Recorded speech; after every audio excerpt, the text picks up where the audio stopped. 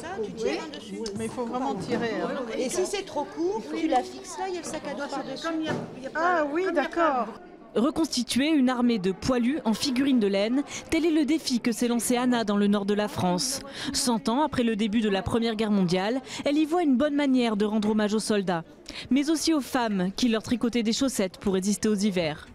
En fait, la première idée qui m'est venue, c'est que quand on arrive dans les cimetières de la Somme, en fait, on gare sa voiture, on descend, on approche, et là, en fait, on a une énorme claque. Quand on voit les cimetières où il y a des centaines de tombes.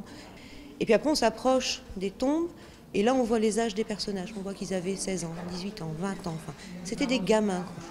Et là, je me suis dit, il y a matière avec la laine à faire ça, à traduire cette idée de nombre.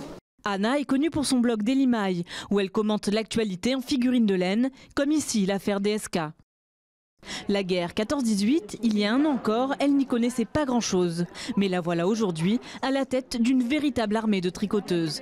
Les soldats nus ont été fabriqués dans la région et les accessoires par plus de 500 personnes à travers le monde. Des fans de son blog à qui elle envoie la laine par courrier. Plusieurs fois par an, elles se réunissent, comme ici à Roubaix, pour assembler les soldats.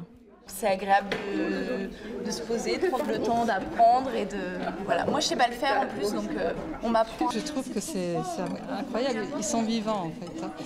On a pourtant le même modèle pour tous, on a le même patron et chacun est différent. Donc voilà, ils ont chacun leur personnalité. Au total, l'armée d'Anna comptera 750 personnages, des poilus, mais aussi des soldats américains, écossais ou belges. Pour une exposition prévue en décembre au musée de la piscine de Roubaix.